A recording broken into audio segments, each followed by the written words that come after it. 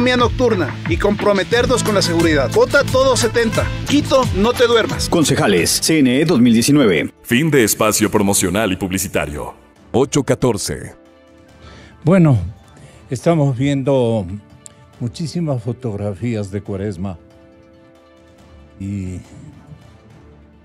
claro, qué audacia. Audacia es el juego, había una serie, ¿no? Increíble. Pero no creo que los conocen ni en la familia grande, sino en la familia pequeña. Sí sabe usted, economista, muchas gracias por su compañía. Vicente Albornoz, extraordinario analista económico, visionario, talentoso. Toda adjetivización que alude al conocimiento que usted tiene de la materia económica es dable que yo le ofrezca por la consideración que le tengo. Yo quiero anunciar a nuestra audiencia, estamos a la expectativa de también el arribo de Mauricio Pozo. Él es binomio, ya le conversaré. Un binomio muy interesante. No le voy a decir, Mauricio, esta mañana. Lo diré más adelantito. Pero estamos enterados. Desde luego una buena elección que ha hecho el caballero. Bueno, mañana la compañera María Belén Arroyo, editora especial de Vistazo, la revista de todos los ecuatorianos, la principal publicación que se ha ganado la credibilidad y la confianza de los lectores ecuatorianos y latinoamericanos. Y todos, absolutamente todos los compatriotas que residen en el exterior, el mejor regalo es un vistazo que aluda a la temporalidad en que ha entrado en circulación. Así es que Los paraísos secretos del correísmo es uno de los artículos auspiciados por la pluma y la investigación, más que todo, de María Belén Arroyo. Ella va a estar con nosotros mañana muy temprano. No hay muerto malo ni guagua feo. Así comienza a explicarnos lo que ella ha detectado en la investigación respecto a los paraísos secretos del correísmo. Pues finalmente sale a la luz uno de los secretos mejor guardados durante la época viajada: los 24 vuelos presidenciales a los satanizados paraísos fiscales. Si los aviones se detenían por horas y días en esos sitios, aquí vamos a conocer por estas revelaciones. Sí, los aviones se detenían por horas, por días, en varios lugares del planeta, especialmente de nuestra América. Es que habían dos aeronaves porque no alcanzaba el uno. El Legacy 600 se quedó corto. Y entonces entramos a comprar el Boeing 721. El que compramos teníamos el Legacy, y el que compramos fue, ya mismo les digo, el nombre propio. Economista, bienvenido, ya está con nosotros Mauricio Pozo. No hay muerto malo ni guagua feo. Era marzo del 2013. El 7 de ese mes, 115 altos funcionarios ecuatorianos viajaron para asistir a los funerales, vea cómo son las cosas, de Hugo Chávez en Caracas. El Legacy 600 con 10 pasajeros y un Boeing 721 de la Fuerza Aérea Ecuatoriana con 105 pasajeros aterrizaron en Venezuela. Comienza por este ejemplo María Belén Arroyo a enterarnos lo que en su artículo extenso nos va mañana a describir ella misma. A Chávez le enterraron 10 días más tarde con los honores de un jefe de Estado. Curiosamente, el 18 de marzo del 2013, el entonces ministro de Relaciones Exteriores y Movilidad Humana, Ricardo Patiño, inició un extraño periplo. Vayan oyendo. Partió de Quito a Maiquetía, donde está el principal aeropuerto internacional de Venezuela. En ese lugar permaneció 21 horas. Posteriormente salió hacia Trinidad y Tobago. Allí se detuvo prácticamente un día. Siguió con una ruta a Managua, capital de Nicaragua, donde se quedó 23 horas, para luego desplazarse a Buenos Aires, en la capital argentina. Hizo una parada de 10 horas. Durante el viaje de regreso a Quito hizo una escala en Lima. No se conoció el objetivo del viaje y, en consecuencia, cuál de los destinos mencionados era el final. Pero sí se sabe que Trinidad y Tobago es un paraíso fiscal. Advierte el documento de Contraloría, que resume meses de investigaciones sobre uno de los secretos mejor guardados de los últimos años: los vuelos presidenciales durante el correísmo. Y hay 9 luces. Las vamos a encender. De hecho, el trabajo de María Belén Arroyo las ha encendido a estas 9 luces. Sobre todo las que aclaran que entre enero del 2012 y mayo del 2017, 5 años, se realizaron 24 vuelos con los aviones presidenciales hacia paraísos fiscales, satanizados por el mismo gobierno de Correa. El 28 de noviembre del 2016, el entonces ministro de Finanzas Fausto Herrera y el gerente general de Petroecuador a la época, Carlos Pareja Llanuselli, viajaron a Buenos Aires, permaneciendo un día y medio. Bueno, han ido a Sudáfrica, a Bangkok, Qatar, a Dubái, a París, a Burlington, a Newark. Y por esos días precisamente se difundían notas de prensa sobre las inconsistencias en las declaraciones juramentadas de bienes de Pareja Llanuselli. Mañana usted conocerá quién es Romeo Charlie.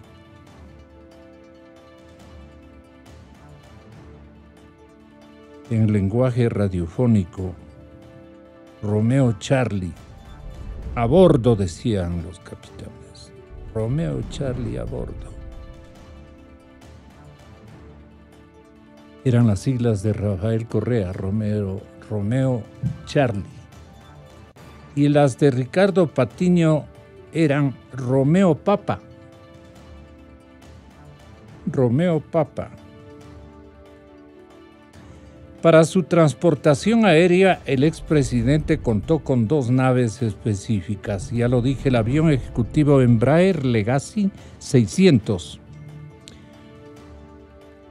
y el famoso Falcon, que lo adquirió Rafaelito, el Falcon 7X.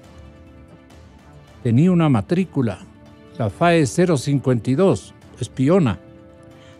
Ambas naves destinadas a las autoridades gubernamentales están a cargo del Grupo de Transporte Aéreo Especial. Romeo Charlie fue el viajero estrella en el 30% de desplazamientos. El 70% de los vuelos transportó a otras autoridades.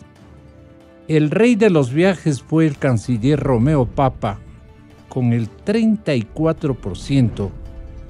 Viajó más que el mismo presidente.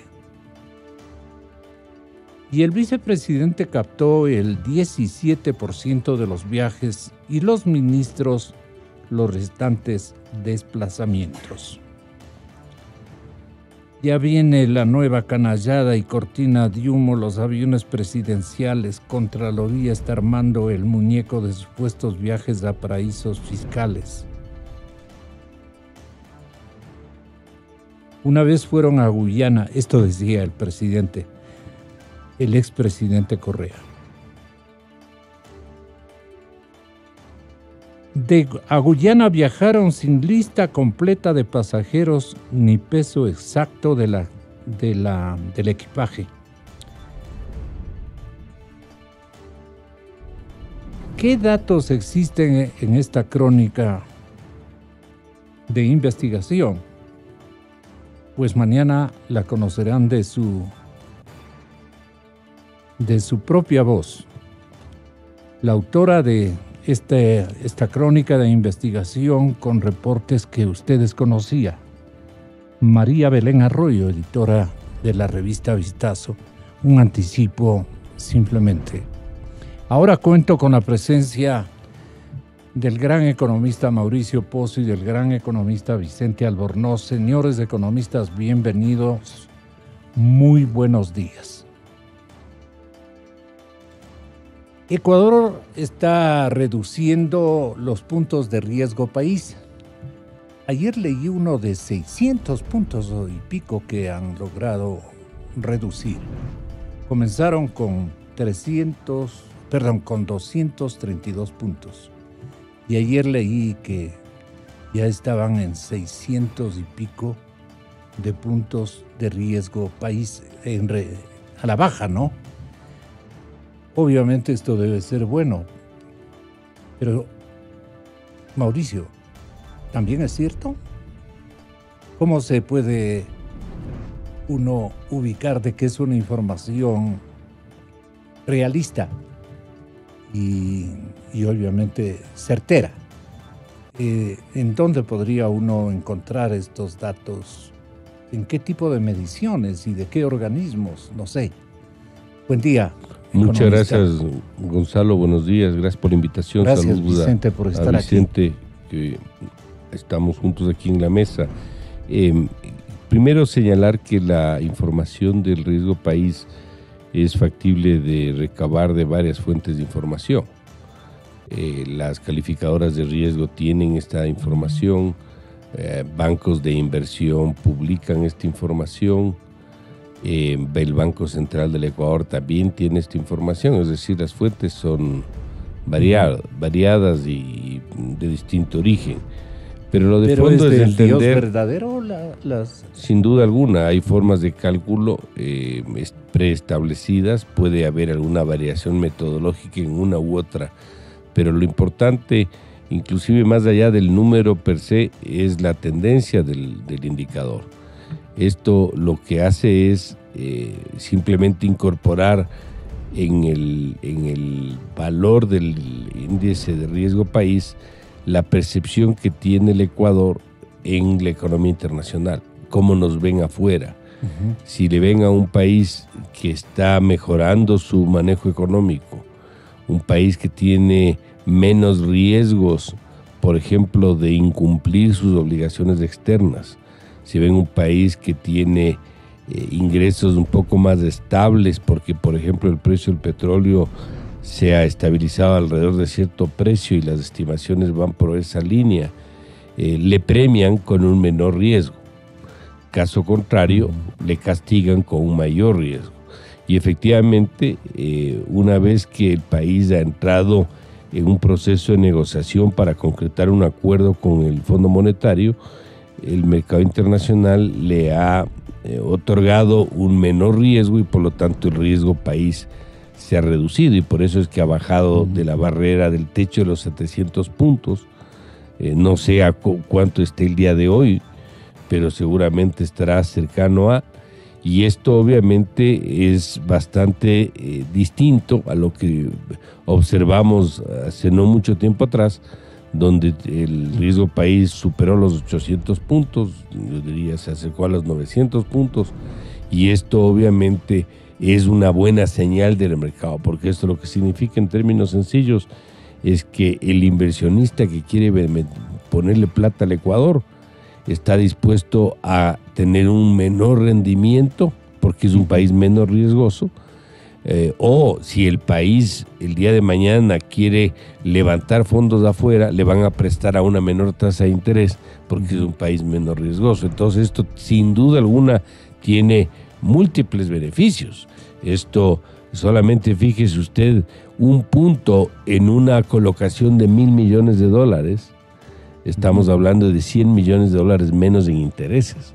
Entonces no es un tema marginal, es un tema importante, es una señal que nos ayuda para financiamiento, para inversión extranjera, para colocación de papeles, para una serie de beneficios, y por esa razón debemos caminar en que esto siga reduciéndose.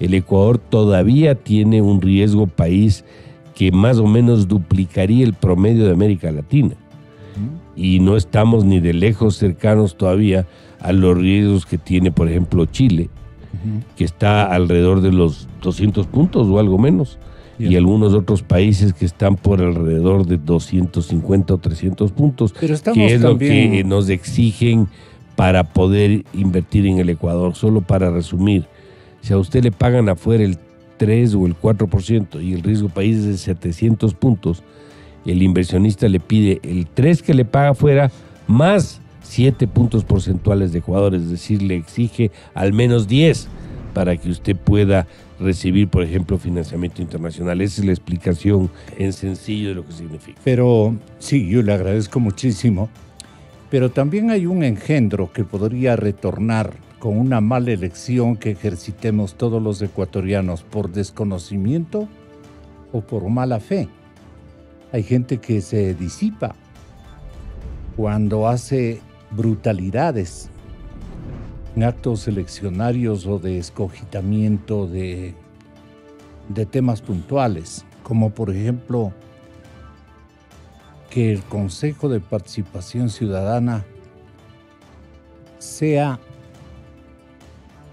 elegido por la mayor parte de ciudadanos correístas, o por ganas de fregar la pita, gente de alguna manera desilusionada. Puede haber también gente amargada por un sinnúmero de circunstancias que le han ocurrido individual o colectivamente o familiarmente.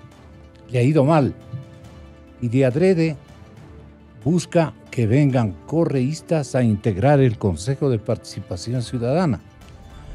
O si es que no zafamos, y perdonen por el término, los aludidos, de unos 30,000 burócratas que están en exceso y que las autoridades del Fondo Monetario, que es la gente que califica el nivel de confianza de nuestro país a nivel internacional,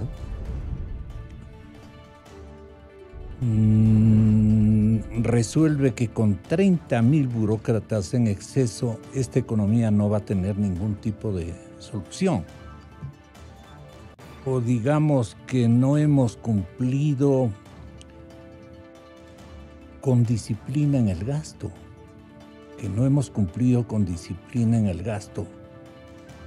y entonces nos van a calificar mal, en definitiva,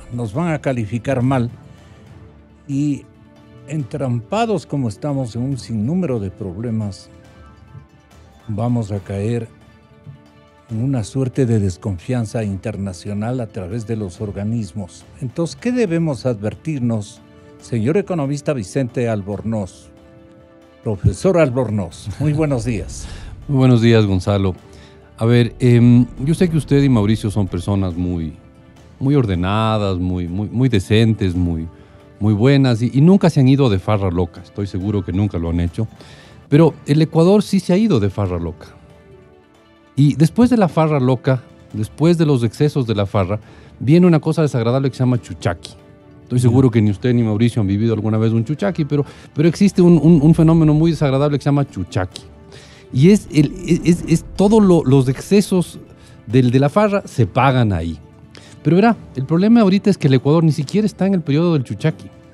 Estamos en el momento en que en un gran chuchaqui nos llega la cuenta de la farra anterior. Ese es el momento en el que estamos ahorita en el país. Repítanos, por favor. A ver, estamos... Yo sé que usted... En pleno chuchaqui nos sí, llega sí. la... Yo sé que ustedes dos que son tan educados y decentes, Gonzalo y Mauricio, no saben lo que es eso, pero imagínense lo que fuera estar en un tremendo chuchaqui y en pleno chuchaqui, acordándose de cada gota excesiva de alcohol de la noche anterior, les llega la cuenta de lo que farrearon ayer. ¿Ya? Eso es lo que le está pasando al Ecuador ahorita, porque ahorita, o sea, ya estamos viviendo el chuchaqui y ya tenemos 3 años consecutivos bien feos de crecimiento, o sea, el 15, el 16, el 17 y el 18 en realidad. Son 4 años consecutivos de poco crecimiento, sobre todo desde el 16. Nos enfrentamos a un año 2019 que va a ser de mal crecimiento también. Estará con toda seguridad por debajo del 1% el crecimiento, o sea, la economía va a crecer menos que la población, o sea, es achicarse a nivel per cápita, ¿no? Y este rato en que estamos ya en un chuchaqui de 4 años, nos llega la cuenta de la farra anterior. Y nos damos cuenta, con la cuenta nos damos cuenta, que hay un montón de cosas que pagar. Entonces, resulta que ha habido un montón de gastos innecesarios, ha habido cero ahorro, ha habido un montón de contrataciones del gobierno excesivas, que hay que despedir gente. Ahorita, digamos que, ahorita lo único que pasó es que se convirtió ya en números tangibles lo que todos sabíamos que iba a llegar, ¿no? No es que el acuerdo con el Fondo Monetario produjo estos costos, no, simplemente los transparentó, los hizo obvios, los hizo evidentes, y ahora nos damos cuenta que hay todo un montón de problemas que solucionar. Pero el mercado financiero... ¿Es época de una radiografía realista? Sí, pero el mercado financiero nos está felicitando porque hemos tomado conciencia de la gravedad del problema y hemos propuesto soluciones. Porque en eso consiste el acuerdo con el Fondo Monetario, el decir, sí señores, las cosas están mal y vamos a caminar en esta dirección para solucionar los problemas. Y eso dice, el mercado financiero dice, vaya, tienen conciencia que están mal y están implementando medidas sensatas para solucionar sus problemas. Va la primera felicitación de parte del FMI, pero la disciplina... Bueno, ese es el gran reto que tiene ahorita el equipo económico, ¿no? Es decir, el equipo económico acaba de firmar una carta y en esa carta le dice, señores del Fondo Monetario Internacional, yo les pido $4.200 millones y para repagarles yo tengo, y esta es la parte clave, tengo la intención de llevar a cabo este programa económico que describo abajo, ¿ya?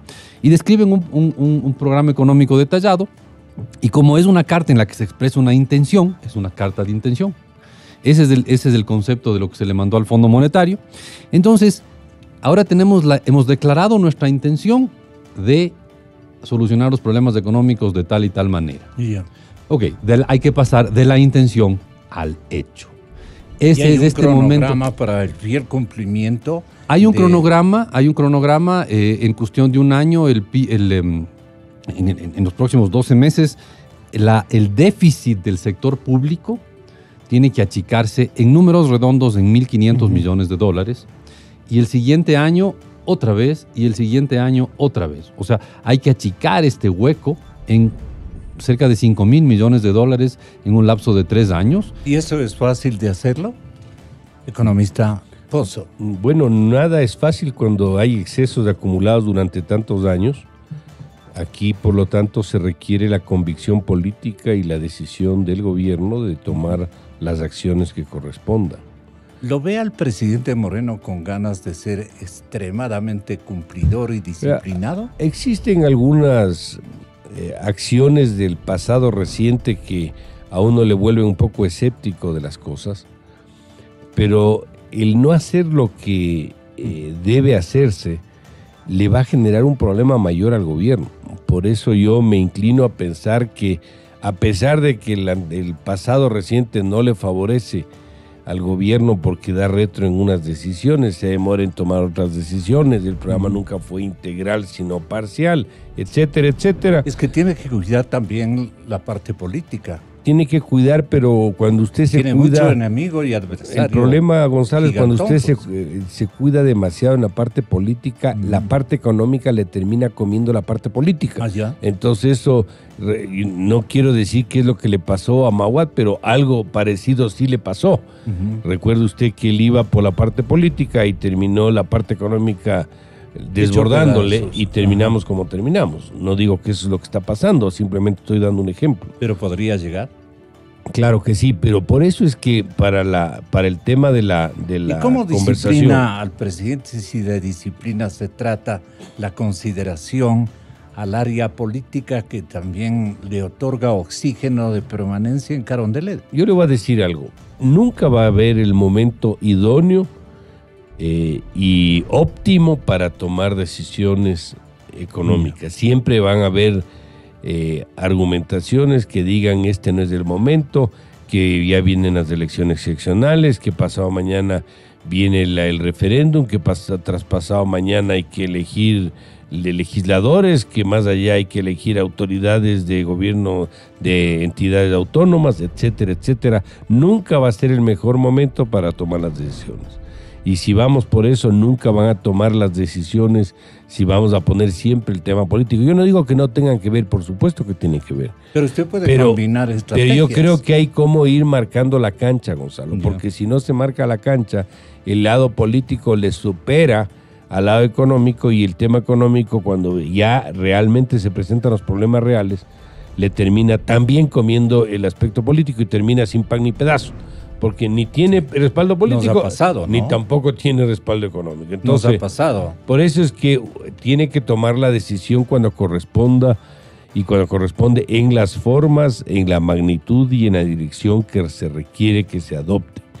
El riesgo país no tiene incorporado un chip que diga esto es por el tema político, esto es por el precio del petróleo y esto es por el acuerdo con el fondo. No. Esto es un cúmulo de variables que intervienen, que es muy difícil decir esto pesa más que esto otro, pero todas de alguna manera tienen que ver. Si el ambiente político es muy dañino para el Ecuador, si el resultado, por ejemplo, electoral que se avecina es muy conspira contra la tranquilidad económica para que, o inclusive el espacio político para que el gobierno tome decisiones, por supuesto que va a incidir en el riesgo. Y si sus alumnos de la UDLA, don Vicente Albornoz, le preguntan, o sea, necesitamos, si uno de nosotros llegamos a una posición de diseño y de responsabilidad administrativa en las cosas del Estado en algún momento, ¿ustedes nos recomiendan como a nuestros maestros ensamblar por dosis las unas cosas frente a las otras reacciones que podría procurar? Si usted es muy agresivo con medidas económicas que perjudiquen solo a un sector y no reparte, digamos, en dosis adecuadas, en temporalidades adecuadas, la estrategia se funde precisamente porque se torna impopular o algo por el estilo. Creo que me explico, don Vicente, ahí cuál es la dosis que debe prevalecer para que un programa económico resulte exitoso, porque nosotros estamos francamente entrampados en este momento. Sí, sin duda estamos entrampados. ¿Cuál es la dosis perfecta para un programa de ajuste? No creo que existe una receta mágica, ¿no? ¿Y se la puede cuantificar? No, tampoco, porque depende de un montón de factores. Es decir, si es que el presidente está convencido del programa que se está implementando, lo va a transmitir a sus ciudadanos y decirles, ¿saben qué? Con ciudadanos, esto que estamos haciendo puede ser antipático, pero es necesario. si es que el equipo económico está realmente haciendo con convicción las cosas, va a decirnos lo mismo, ¿no? Ahora, si tenemos un presidente que lo hace un poco porque no hay más, pues, o sea, no sé, como el alumno de Derecho que estudia Economía y aprueba la materia de Economía porque no hay más que apreciar eso, aunque no es lo que le gusta, o el alumno de Economía que tiene una materia de Derecho y aprueba de mala gana porque no hay más que hacerlo. Es como el equipo económico que no está del todo convencido que está haciendo lo correcto, ¿no? Más bien aquí yo le preguntaría a Mauricio, que es el que firmó el anterior acuerdo con el Fondo Monetario, el instante en que se firmó ese acuerdo, el equipo económico que tú encabezabas, ¿estaba convencido que eso era lo conveniente para el país? Sí, yo creo que sí, porque... Si uno no está convencido, Gonzalo, las cosas no funcionan. Inclusive el ministro tiene la obligación de hacerle ver al presidente los beneficios de un acuerdo de esta naturaleza. Y para poderle vender, pongámoslo así, un programa económico, tiene que estar convencido que lo está haciendo lo correcto. Inclusive para transmitir, la gente percibe cuando ve un equipo económico convencido y le ve a un ministro que sabe lo que hace y sabe a dónde camina. Eso se percibe en los mercados de igual forma. Entonces eso es para mí sumamente importante. Han dado un primer paso, pero ahora lo más difícil es la aplicación del programa, la persistencia del programa, la forma constante como tienen que ir tomando las decisiones, porque inclusive esos 10.200 millones puede quedar en un mero anuncio si no cumplen las metas. Las metas tienen que ir cumpliendo de manera trimestral para que los desembolsos vayan entregándose al Ecuador. Caso contrario, simplemente la plata no va a entrar. Creo que eso es muy importante señalarse. Esperamos de 4.200 millones de dólares del Fondo Monetario y eso va a llegar en el transcurso de 3 años. Y lo van a ir soltando de acuerdo al cumplimiento que nosotros ejercitemos de la receta. Son desembolsos trimestrales durante 3 años, o sea, son 3 por 4, son 12 desembolsos y básicamente cada trimestre nos va a llegar un doceavo, no es exacto, pero en números redondos, y esa un doceavo. dosificación, digamos, que hace el Fondo Monetario Internacional para la entrega de los recursos, obviamente es porque saben que el prestatario tiene problemas, tiene conflictos, está entrampado, como usted delineaba en su artículo de estas vísperas. Don Walter Spurrier, bienvenido, buenos días. Muy buenos días, Gonzalo, ¿cómo está? Saludos a Mauricio y a Vicente. Aquí estamos. ¿Qué me preguntaba, Gonzalo? Sí, estamos entrampados porque incluso tenemos que elegir un consejo de participación ciudadana que puede resultarnos un ente supremamente tramposo, que se infiltre en esta situación y dañe absolutamente todo. Entonces, ¿cuál podría ser, digamos, la suerte de este entrampamiento que usted destacaba en un artículo de esta antevíspera, si es tan amable? Sí, bueno, realmente la solución va a ser que el presidente, a la primera vez que ese consejo muestre que sus acciones van a interferir con el funcionamiento del Estado, tiene que llamar a un referéndum para eliminarlo. Esa es realmente la única solución posible. Lo que podemos hacer hoy, ante estas elecciones, estamos entrampados, decía yo, porque no hay la solución perfecta. Hay un argumento que debemos votar nulo, porque de esa manera, si votamos nulo, la ciudadanía está mostrando su rechazo a la institución y por lo tanto eso ayuda a su desprestigio y a que pueda haber más adelante un referéndum. Este Consejo de Participación Ciudadana, algo así como que nos tiene maniatados. Bueno, sí, porque es una institución que la crearon en Montecristi para sabotear a la democracia. O sea, la democracia representativa. Nosotros elegimos a un presidente, elegimos a asambleístas, hay mecanismos para elegir personas a las cortes y a los órganos de control, y eso da un cierto equilibrio de poder que nos asegura a los ciudadanos que no va a haber alguien abusivo que va a violar nuestros derechos y que se va a estar robando la plata del país sin que lo controlen. El Consejo de Participación tenía como objetivo permitir a que el presidente que lo maneja pueda minar a las otras entidades del Estado, como en efecto sucedió. Pero incluso si no es un presidente el que lo maneja, sino que son personas sueltas que también pueden estar utilizando ese organismo para chantajear y beneficiarse. O sea, realmente es una institución que no tiene cabida en una democracia representativa y por eso tiene que desaparecer. Y por eso no hay hoy una solución, ni escogiendo, ni buscando buenos candidatos por un lado, ni anulando el voto por la otra, solucionamos el problema. Ambas son vías para tratar de paliar el problema, pero el problema de fondo es la existencia y tiene que irse, y el presidente va a tener que pedir un referéndum para su eliminación lo antes posible. En todo caso, la globalidad de los desafíos que tiene el señor presidente Moreno, de ser necesario un consejo, ¿cuál le otorgaría, por ejemplo, Vicente Albornoz al primer mandatario? A ver, creo que el principal consejo que habría que darle es, señor presidente, usted ya firmó un acuerdo, cúmplalo al milímetro. Ese sería el único consejo que yo le daría. ¿Y la parte política qué me dices, Vicente? Podría... Presidente, ¿sabe qué? Si es que la economía se le desarma, lo político, olvídese, no va a existir. Así que ocúpese ahorita de lo económico, porque eso es este instante lo central.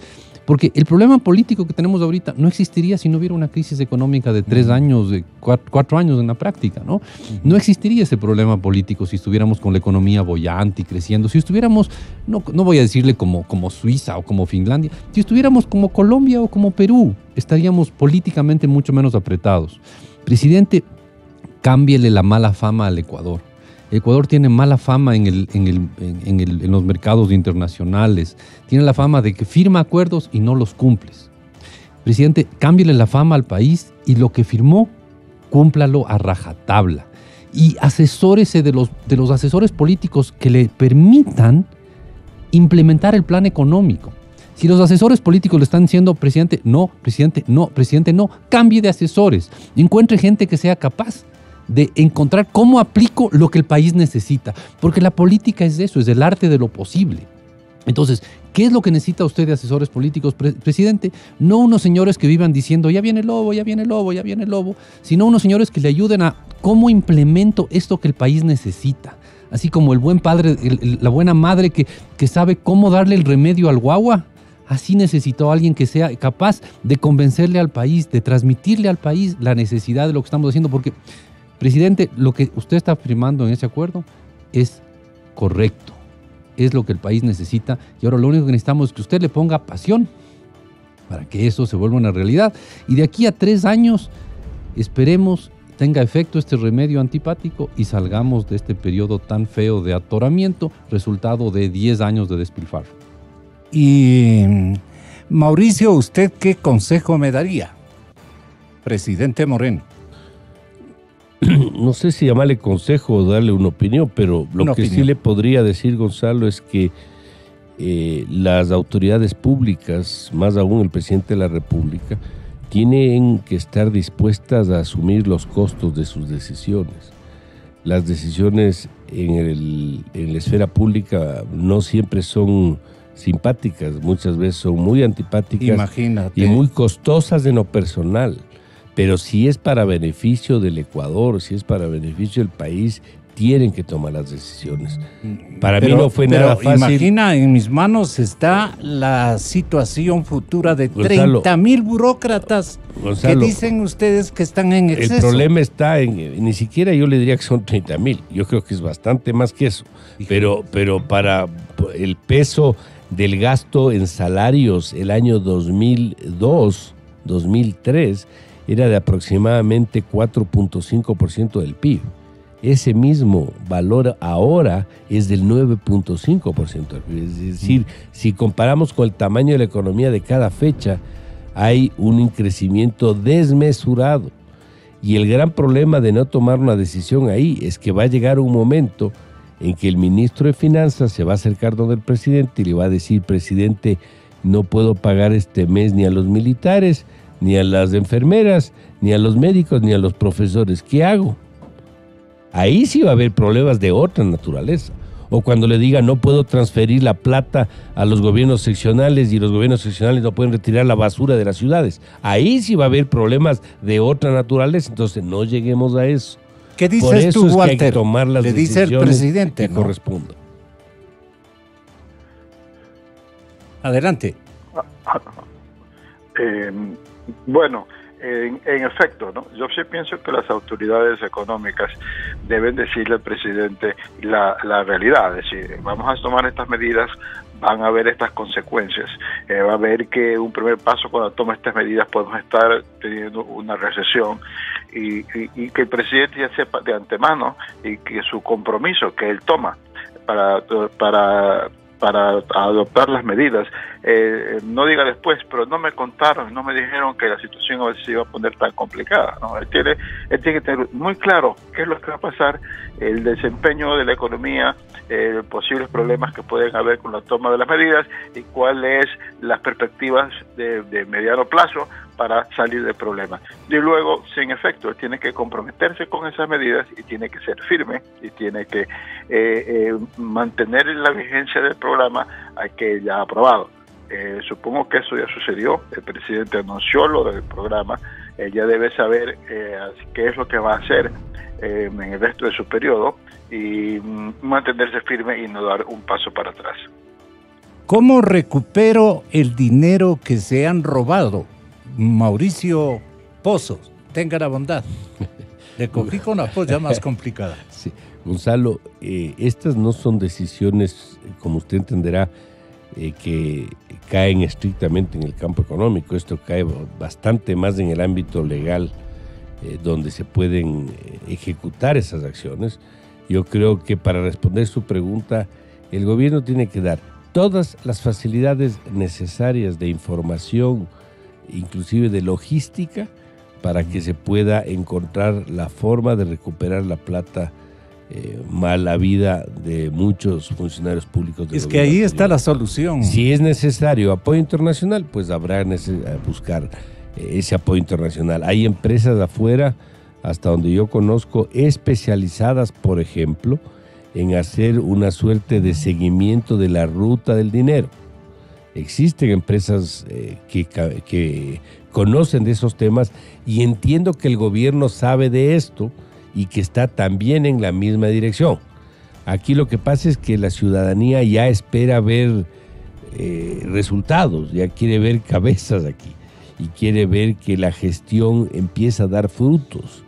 Todavía eso no se ve y mientras más pronto se empiece a demostrar que efectivamente no solo que hay una lucha contra la corrupción, sino que hay un resarcimiento para el Estado de lo que le ha significado este mal del país, mejor será para el propio gobierno. Así que ahí lo que le puedo decir es que tendrán que entregar toda la dosis de apoyo necesario para que esto se dé con apoyo internacional, con apoyo nacional, con apoyo ciudadano y que esto termine dando alguna suerte de luz al final del túnel. ¿Es la parte política, económica o ética la que este momento no está caminando por andariveles que convienen al interés público?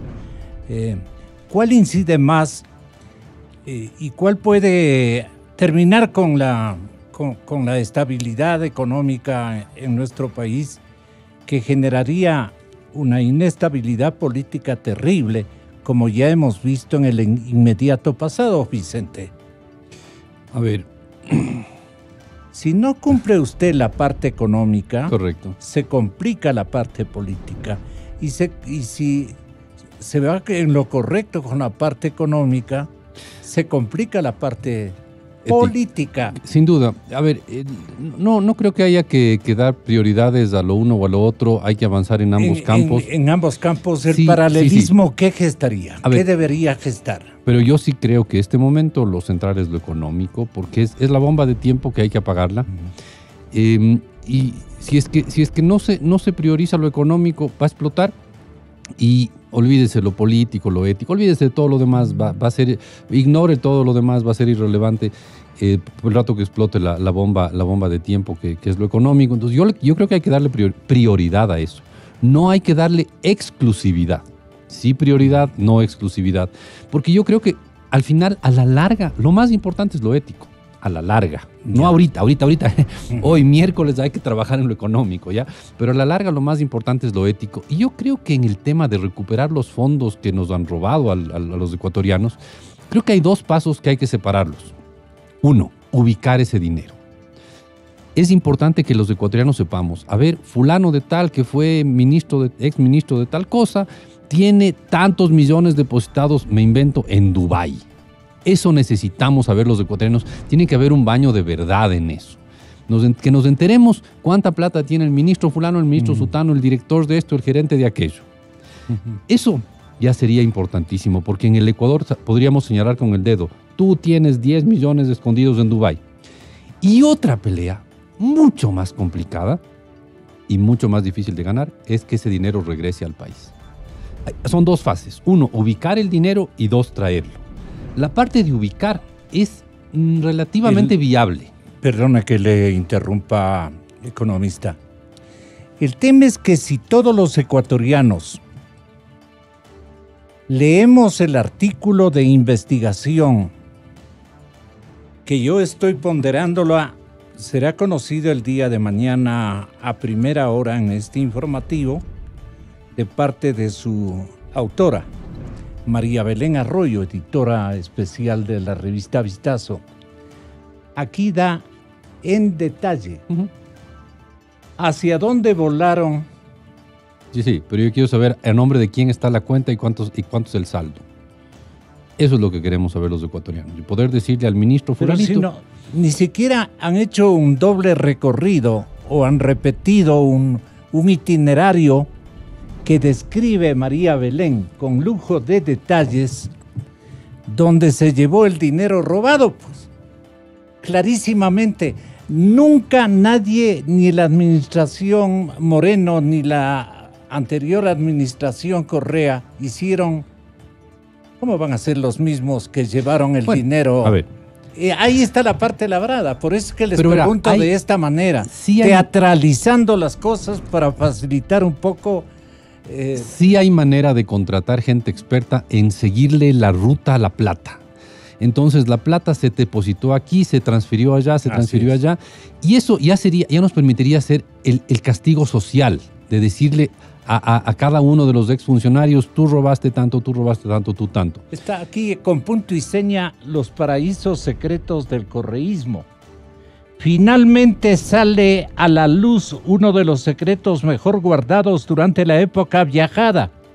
Los 24 vuelos presidenciales a los satanizados paraísos fiscales. Sí, los aviones se detenían por horas y días en estos sitios.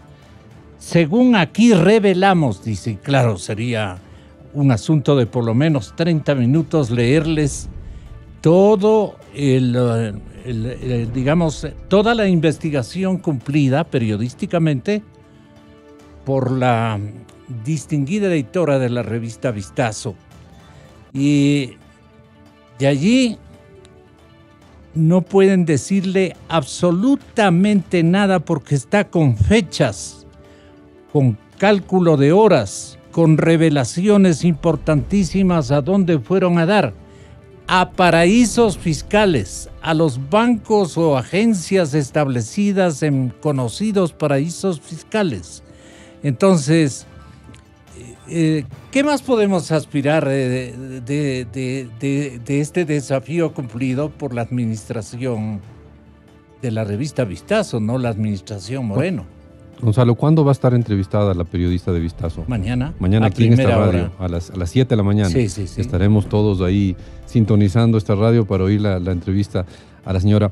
Pero lo que yo quisiera saber es, a ver, y eso no está ahí, ¿cuánta plata fue depositada en ese banco esa fecha?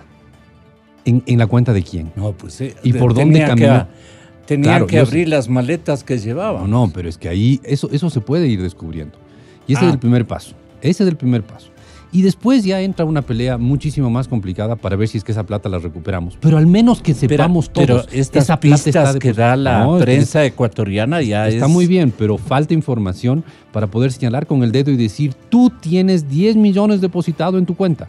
Tú tienes 15 millones depositado en tu cuenta. Tú tienes 13.6, yo qué sé, me invento el dato, depositado en tu cuenta. Esa es la primera sanción social que debería dar el país.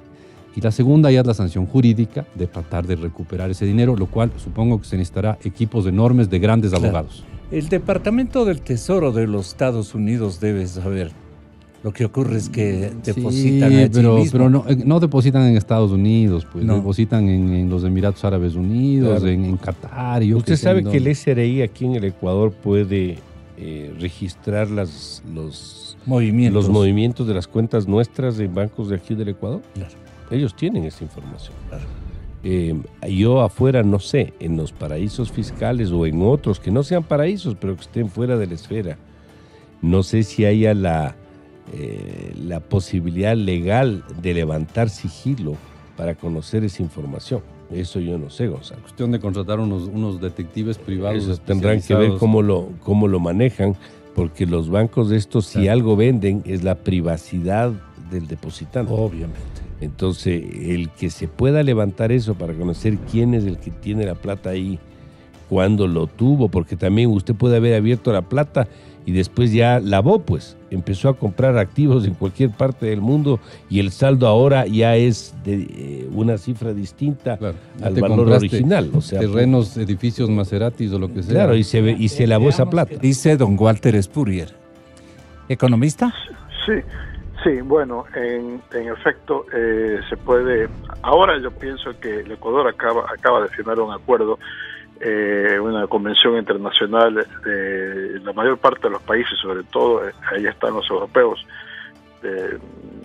algunos paraísos fiscales, no creo que todos, para que un país pueda requerir información de alguna persona determinada y que se abran esas cuentas. Entonces yo pienso que ya se ha dado un paso importante.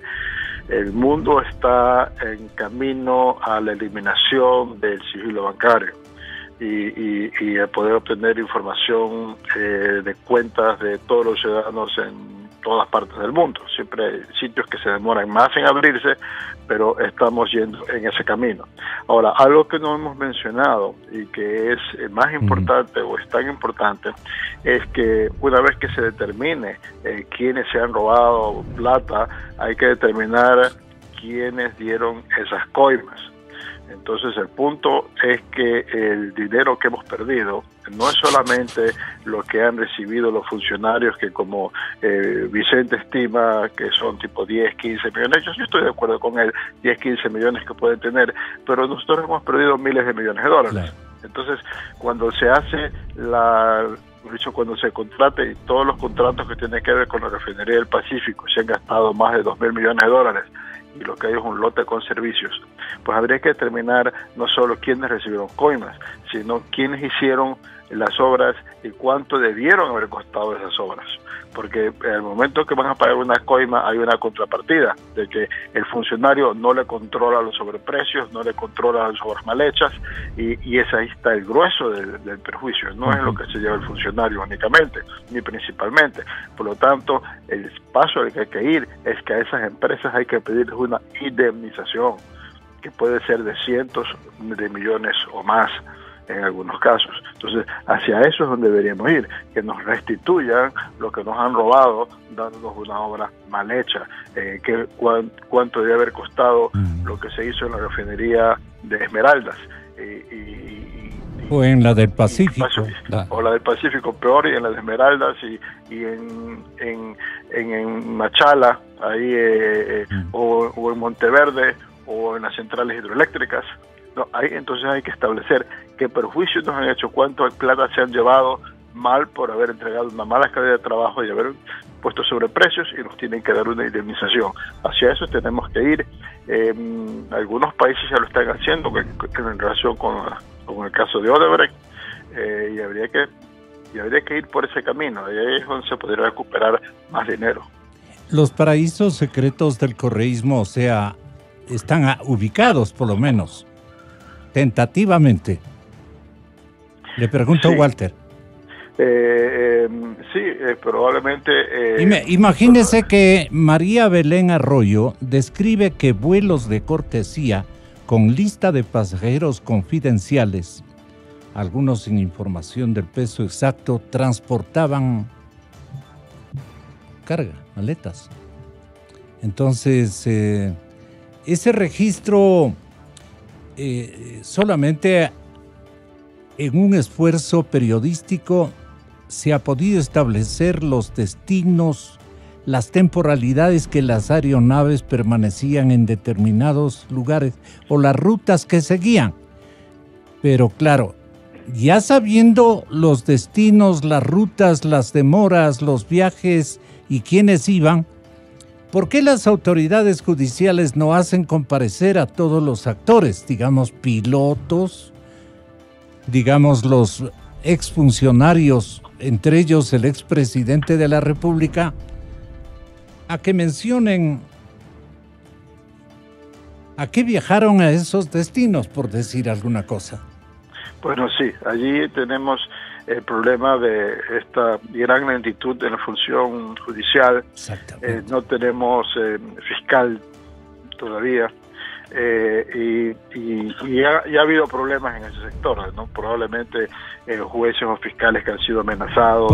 Por eso no tenemos fiscales. Así es, por eso no tenemos fiscales y yo pienso que allí es donde tenemos que asegurarnos que el Consejo de Participación Transitorio escoja una fiscal que realmente vaya hasta las últimas consecuencias y que no tenga miedo de perseguir a los corruptos y que a su vez nombre fiscales de su confianza que sepan que también son de una línea recta. Eso es algo que todavía está pendiente y en efecto por el lado judicial estamos sumamente atrasados, incluso la información que tenemos de corrupción es esencialmente la que nos ha venido desde Brasilia, desde Washington, desde Miami y no necesariamente de investigaciones hechas en el país. A los pilotos se les preguntaba y ¿con qué órdenes usted realizaba estos vuelos, estos viajes? Y la respuesta era: mi deber era cumplir la orden de vuelo. Un comandante no tiene la potestad para usar la nave a discreción, añadían los tripulantes. Pero hay otros elementos que pueden ser refrescados en términos de indagación, Vicente Albornoz. ¿Qué se le ocurre a usted? No, a mí se me ocurre que deberíamos buscarnos, porque hay empresas que son una especie de investigadores privados, de detectives privados, que hacen seguimiento al movimiento del dinero, ¿no? Son caros, pero creo que el país debería poder pagar eso, pero son gente que, no sé, se van y rebuscan en la basura por poco de la familia del exfuncionario que se cree que robó plata y encuentran ahí una transferencia desde una cuenta rara de Hong Kong a una cuenta rara en Suiza, de ahí a una cuenta rara en Estados Unidos y de ahí a Quito, y con eso logran armar el rompecabezas. Esto debió haber hecho los fiscales que antecedieron. A ver, puede ser que ya hayan hecho parte de esa investigación, Gonzalo, ¿no? Yo no sé de esos temas penales, pero sí sé que se puede perseguir por dónde se fue la plata. Contestándole a don Vladimiro Álvarez y su famosísima frase, ¿dónde está la plata? Se puede contratar gente que descubre por dónde se fue la plata. Yo creo que es el primer paso, ¿ah? El primer paso para poder decir, ok, tú te robaste, bueno, como decía Walter, 1.000 millones o 10 millones, yo que sé cuánto. Y después, claro, empezar allá otro problema mucho más complejo de recuperar ese dinero. Exministro Mauricio Pozo, lo último. Entonces, ¿en qué quedamos? ¿Quiénes deben en este momento exigir ya, con estos datos, un esclarecimiento global y profundo? Porque estos datos ayudan en mucho no solamente a los eslabones de justicia, sino de auténtica investigación policial, pues, ¿no? Policial de los órganos de control, en fin, que han estado convertidos en solamente cajas de resonancia de los interesados en ocultar estas platas en el exterior. ¿cuántos nuevos ricos, con cuántos nuevos ricos nos estaremos topando, incluso conversando en medios de comunicación? Bueno, Gonzalo, yo alguna vez decía, hay dos cosas que uno no puede ocultar, ni el sobreprecio, ni el sobrepeso, ni la plata. Algún rato eso sale a la luz y no hay crimen perfecto, Gonzalo, no hay crimen perfecto. Ahí el gobierno con las entidades de control de los dineros públicos, con las autoridades policiales, con el apoyo de la comunidad internacional, con la participación de empresas especializadas en el seguimiento y la ruta del dinero, el trabajo propio de investigación de los mismos medios de comunicación y de periodistas como la persona que usted cita. Todo eso es lo que va a colaborar para que algún rato se esclarezca esto.